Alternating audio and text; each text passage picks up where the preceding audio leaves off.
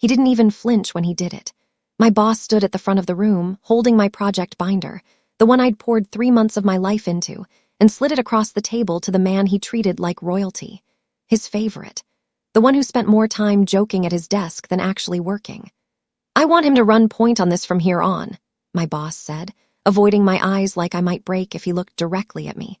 My throat tightened so sharply I could barely breathe.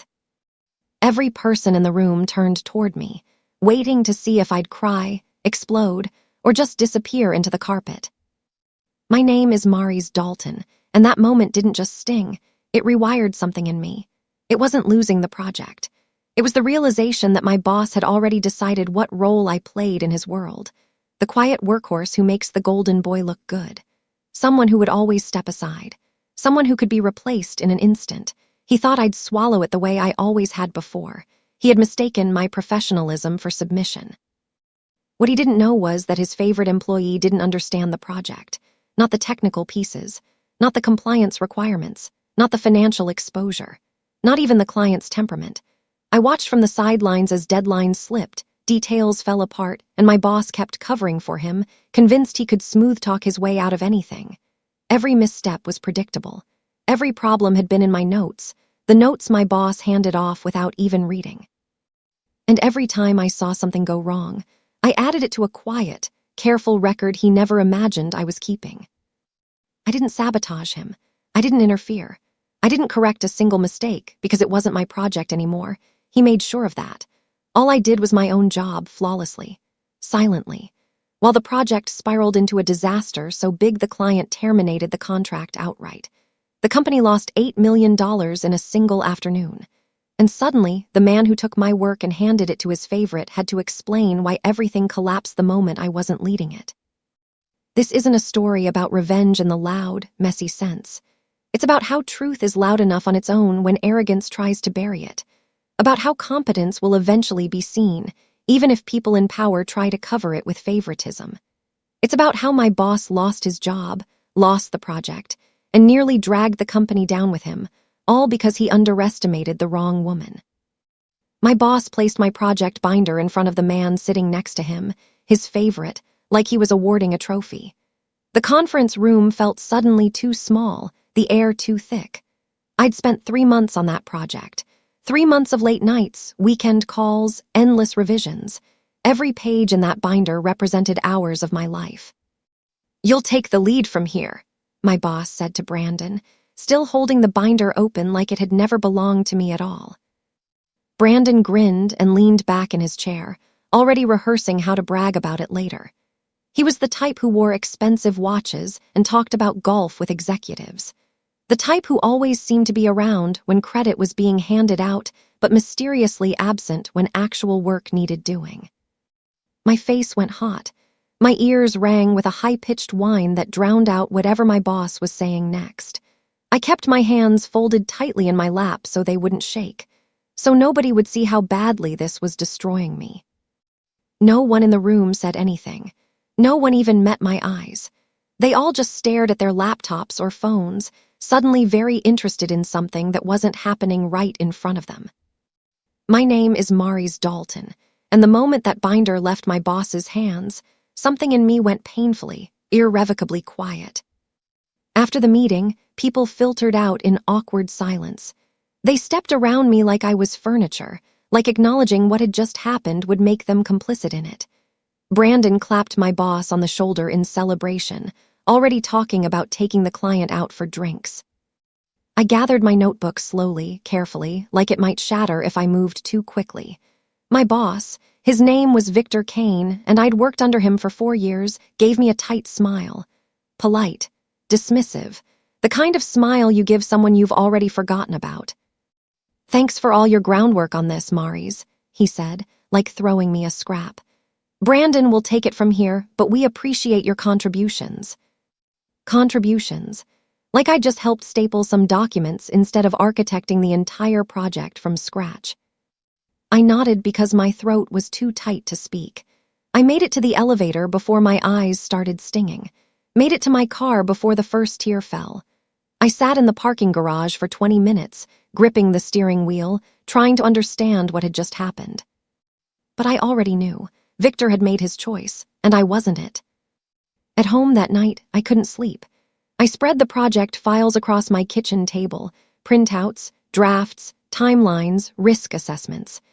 Everything I'd built over the past 3 months laid out under the overhead light that buzzed softly in the silence.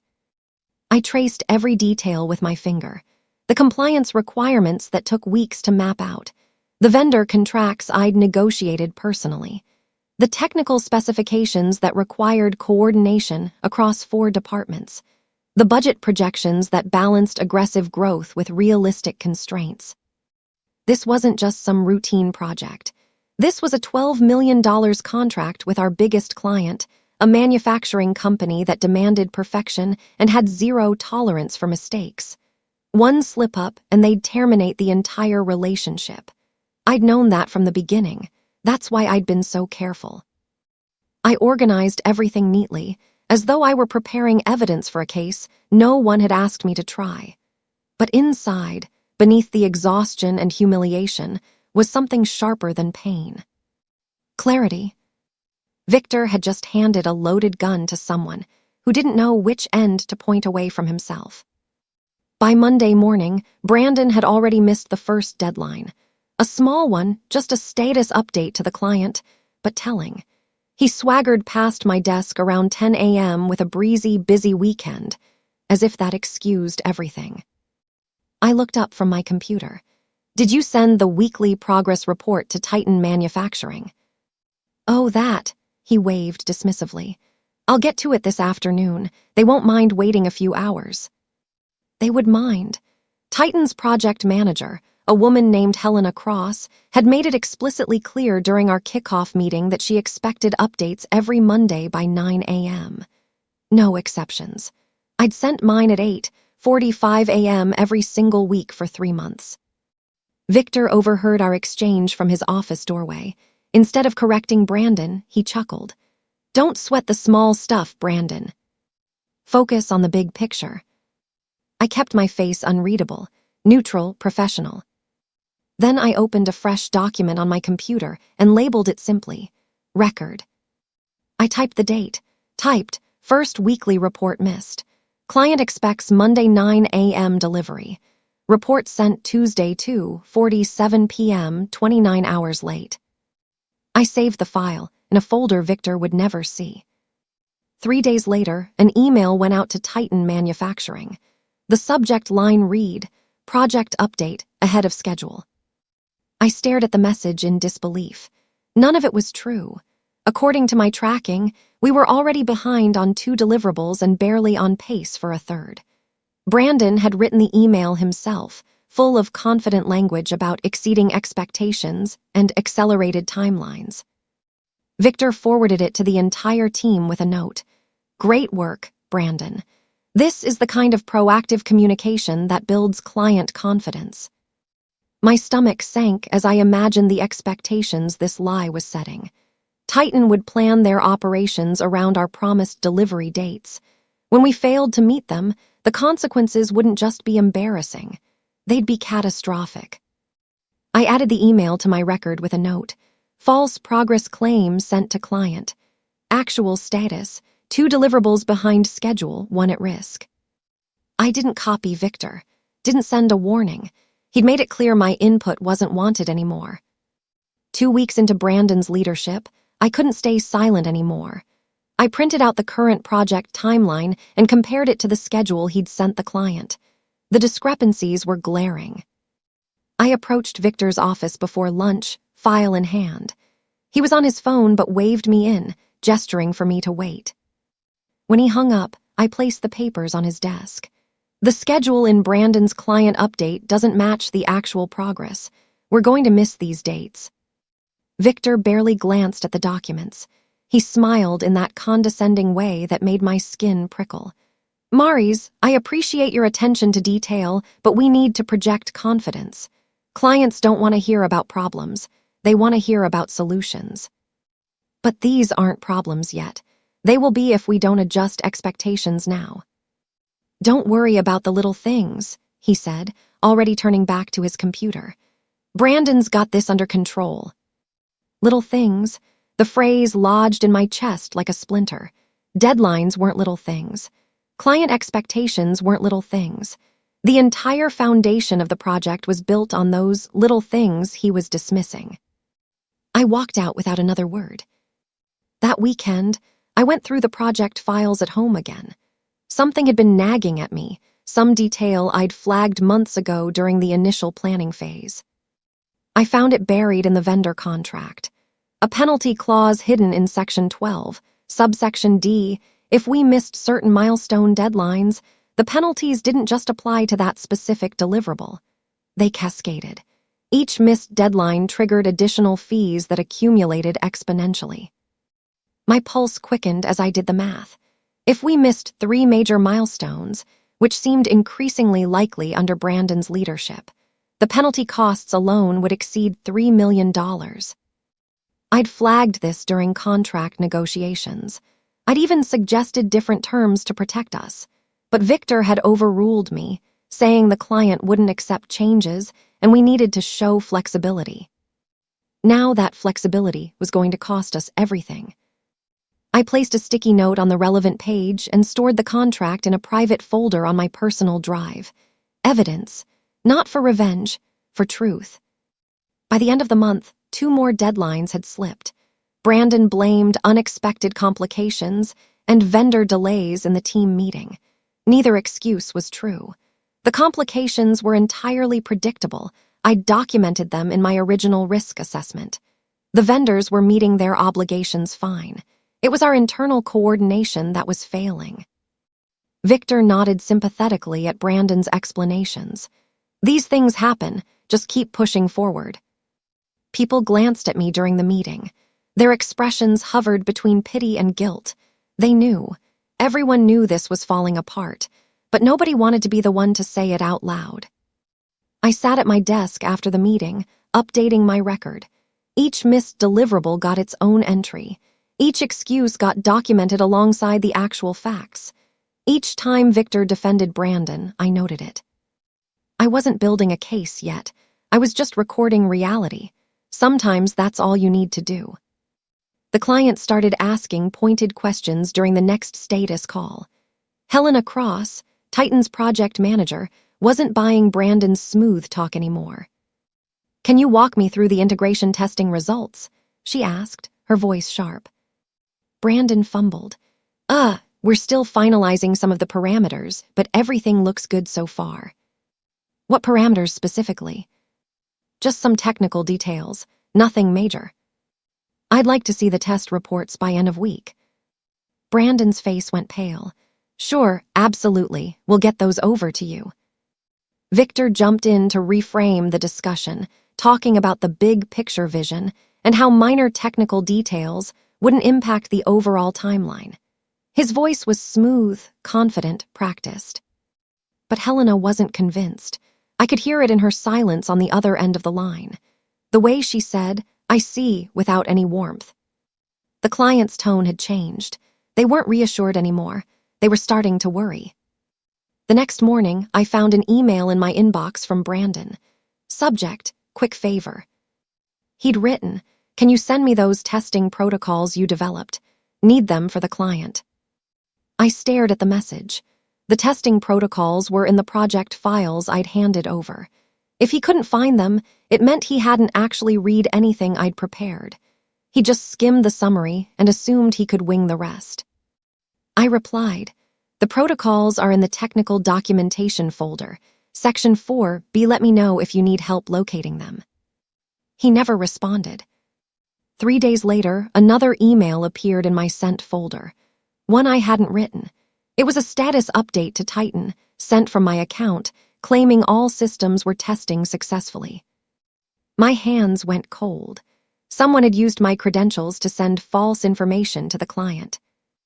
I forwarded the email to myself with a timestamp, then confronted Victor privately. "I didn't write this," I said, showing him my phone. "Someone accessed my account." Victor waved it off. "We're a team, Maurice. It doesn't matter who writes what. Brandon probably just used your template because it looked professional." He lied to the client using my name. "Don't be dramatic. It's just streamlining communication." It mattered to me. It mattered a lot.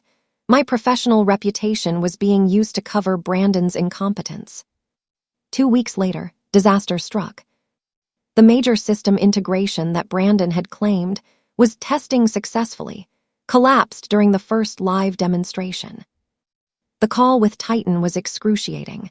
Helena's voice was tight with barely controlled anger. "You told us this was ready. You've been telling us for weeks that everything was on track." Brandon stammered through explanations, technical jargon that didn't actually explain anything. Victor jumped in, his smooth voice trying to minimize the damage. "This is just a minor delay, a small hiccup, nothing that impacts our overall delivery." "This isn't minor," Helena said coldly. "This is a fundamental system failure. We've scheduled our production rollout based on your timelines. Do you understand what this costs us?" The line went silent. Nobody had an answer. I left the call with my hands trembling, not from fear, from the effort of staying quiet, of not saying "I told you so," of not screaming that this was exactly what I'd warned would happen. After that call, people changed around me. The coworkers who once asked for my opinion stopped coming by my desk. They'd nod politely when we passed in the hallway, but nobody wanted to be associated with me. It wasn't personal, it was survival. In corporate environments, people gravitate toward power. Victor had power. Brandon was his chosen favorite. I was the person who'd been pushed aside. Aligning with me meant risking Victor's displeasure. I watched people choose the safety of silence over the risk of proximity. Even my manager, a woman named Patricia who'd once praised my work, kept her distance. She'd pass my desk quickly, eyes down, as though acknowledging me meant acknowledging the truth nobody wanted to face. I learned how isolating competence can feel when incompetence is politically protected. How lonely it is to be right when everyone around you is invested in the lie. But I didn't need them anymore. I had my record, I had the truth, and I had patience. 3 days after the integration failure, Titan Manufacturing froze payment on the next milestone. The email hit every inbox in the department simultaneously. Due to performance concerns and missed deliverables, Titan Manufacturing is suspending payment pending resolution of outstanding technical issues. My boss called an emergency meeting within the hour. The conference room was packed, people standing along the walls because there weren't enough chairs. Victor stood at the front, his usually confident demeanor cracking slightly. "This is just a temporary setback," he said, his voice wavering. "We need everyone to stay focused and push through this. Brandon's working on a recovery plan." Brandon sat silently, his earlier swagger completely gone. He looked like a child who'd broken something expensive and was just now realizing the consequences. I took notes during the entire meeting. Every promise Victor made, every deadline Brandon committed to, every excuse they offered. Fear sharpens precision, and I was very precise. 2 days later, I received an unexpected email from Thomas Whitmore, one of the company's major investors. His name only appeared in quarterly reports and board meeting minutes. I'd never communicated with him directly. The message was short: "What's happening on the Titan project?" I stared at the screen for a long time. This was a test, or a trap, or maybe just a desperate investor trying to understand why his money was suddenly at risk. I responded with plain facts. No opinions, no emotion, just data. Project currently 6 weeks behind original schedule. Client suspended payment due to missed technical deliverables. Integration failure occurred during live demonstration. Multiple deadlines missed since leadership transfer. I attached the timeline comparison. Brandon's promises versus actual progress. Thomas responded in less than an hour. "Thank you for your honesty." That was all, but it was enough. Something had shifted. Within a week, the board called for a formal project review. Victor tried to downplay it during a team meeting, calling it a routine check-in and standard procedure. But Brandon looked visibly shaken. He pulled me aside after the meeting, his voice low. "They're going to ask me detailed questions, aren't they?" "Probably. I don't know some of the technical specifics. the compliance requirements and vendor terms and—" He trailed off, his face pale. I said nothing. This wasn't my problem anymore. He'd taken the project. He'd convinced Victor he could handle it. Now he had to face the consequences. Even Patricia, my manager who'd been avoiding me for weeks, hovered near my desk one afternoon. She opened her mouth like she wanted to say something, then closed it and walked away. The silence around me felt like the eye of a storm. Everyone could sense what was coming.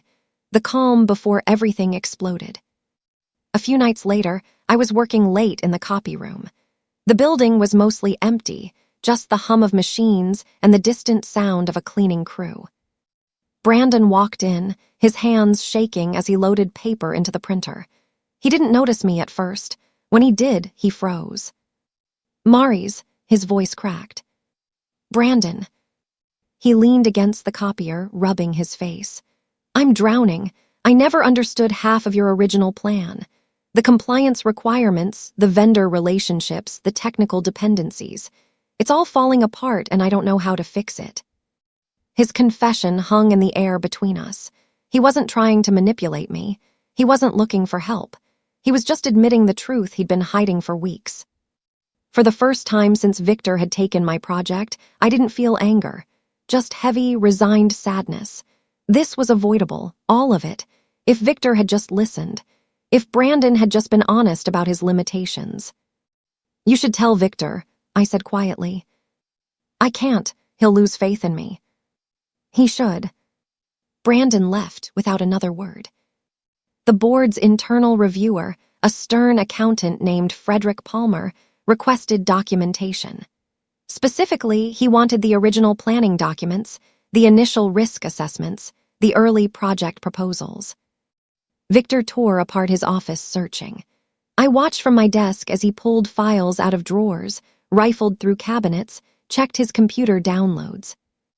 "It's here somewhere," he muttered to Patricia, growing increasingly desperate. "I know I saved everything."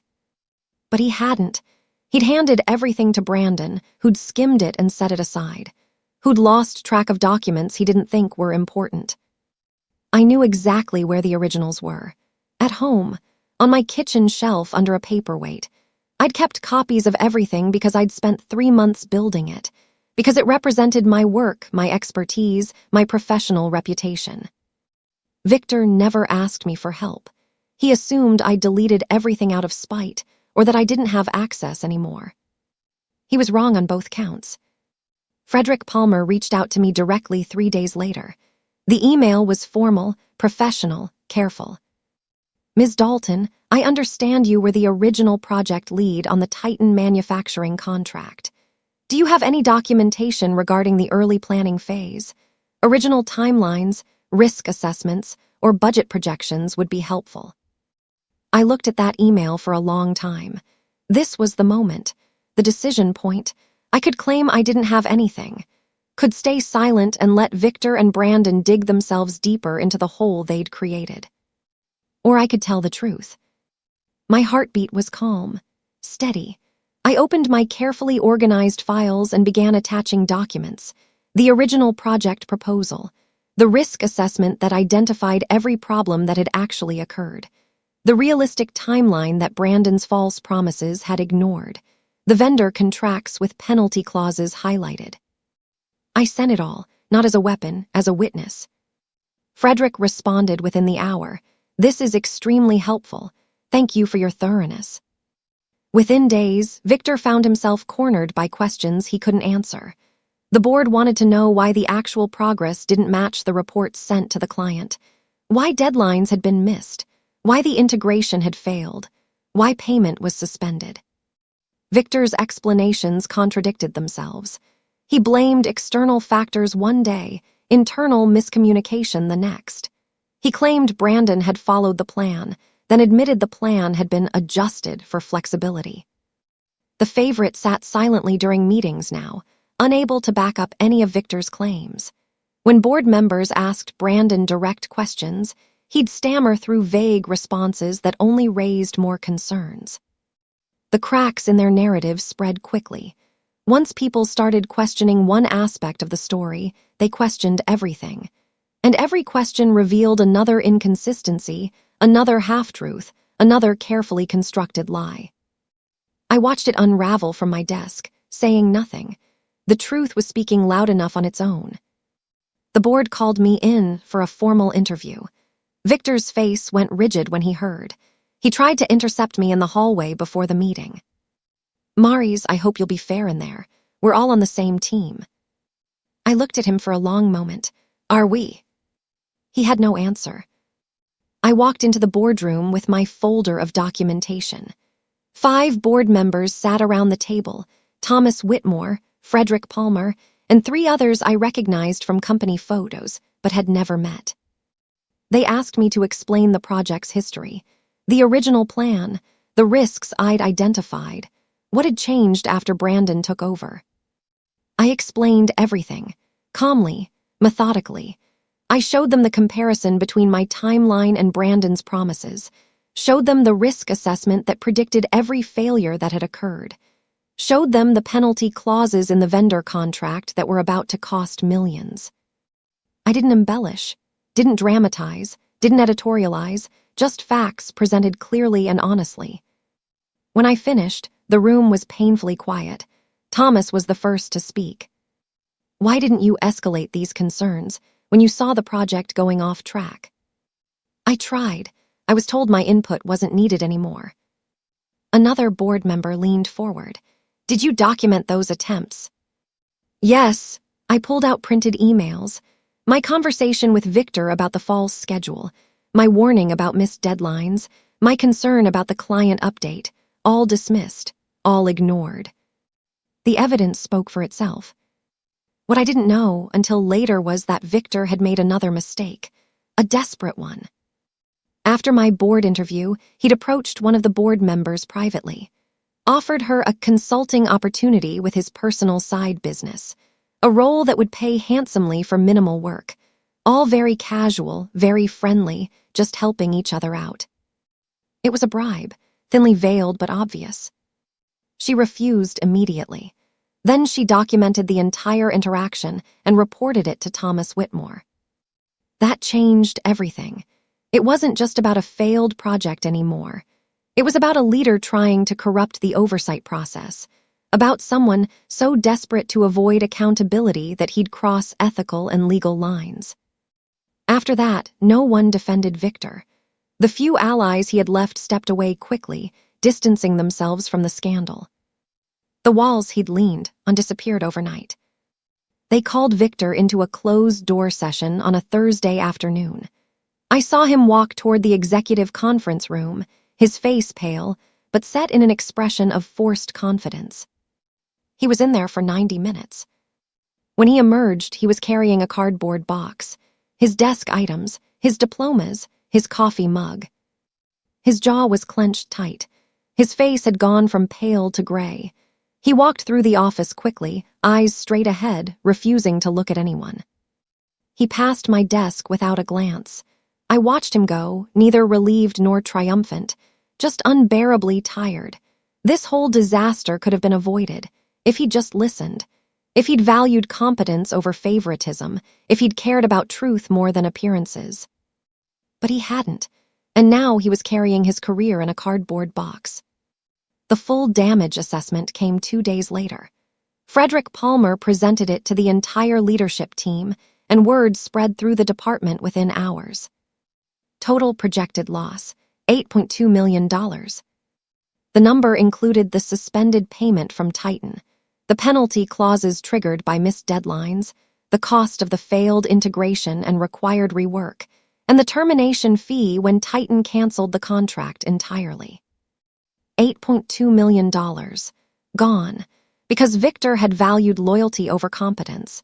Because he'd ignored warnings. Because he'd let his favorite employee fail spectacularly rather than admit he'd made a mistake. The announcement hit the whole company like a shockwave. People whispered my name in hallways, not accusingly, with a cautious respect. They finally understood what had happened. They finally saw the truth I'd been documenting all along. Some apologized quietly. Some just nodded when they saw me. Patricia stopped by my desk and said simply, "I'm sorry I didn't speak up." I appreciated that, even if it came too late. The board asked me to guide the recovery efforts, to attempt salvaging whatever relationship might remain with Titan, to document lessons learned and implement changes to prevent future disasters. Patricia congratulated me awkwardly, carefully avoiding the parts of the story where she'd stayed silent while I was pushed aside. Brandon requested a transfer to another department. His application was approved within days. The air around me felt different, lighter in some ways, but also heavier with responsibility. People came to my desk again, not with pity, with trust, with genuine questions about project planning, about risk assessment, about how to handle difficult clients. I'd been invisible for weeks. Now suddenly I mattered again, not because anything about me had changed, but because the truth had finally caught up to the lies. It shouldn't have been a disaster, but sometimes that's what it takes to make people see what was always there. I met with Titan Manufacturing's team the following week. Just me, Frederick Palmer, and two of their executives, including Helena Cross, the same woman who'd asked those pointed questions Brandon couldn't answer. I didn't make excuses, didn't try to spin the disaster into something prettier than it was. "We failed you," I said plainly. "The project was mismanaged, deadlines were missed, false information was provided. I understand if you want nothing to do with our company moving forward." Helena studied me for a long moment. "You're the one who built the original proposal." "Yes. The one we actually approved, not the mess that came after." "Yes." She exchanged glances with her colleague. "If we renegotiate, you lead the project. Non-negotiable." We spent 3 hours working through a salvage plan. Realistic timelines, honest assessments, no false promises. By the end, we had an agreement. Smaller in scope than the original contract, but real, achievable. Back at the office, I stood in the same conference room where Victor had taken my project and handed it to Brandon. The same room where I'd sat humiliated, watching my work given away like it meant nothing. Now I was leading the recovery, not as revenge, not as vindication, just as someone who'd been right all along and who people finally trusted to tell them the truth. As I organized my notes for the next planning session, I realized something important. The real victory wasn't watching Victor fall or Brandon fail. It wasn't even getting the project back. It was watching the truth finally take up space in a room that had once refused to hear it. And knowing that competence, patience, and integrity could survive favoritism, lies, and arrogance. Sometimes you don't need to fight. You just need to document the truth and wait for reality to speak louder than any lie ever could.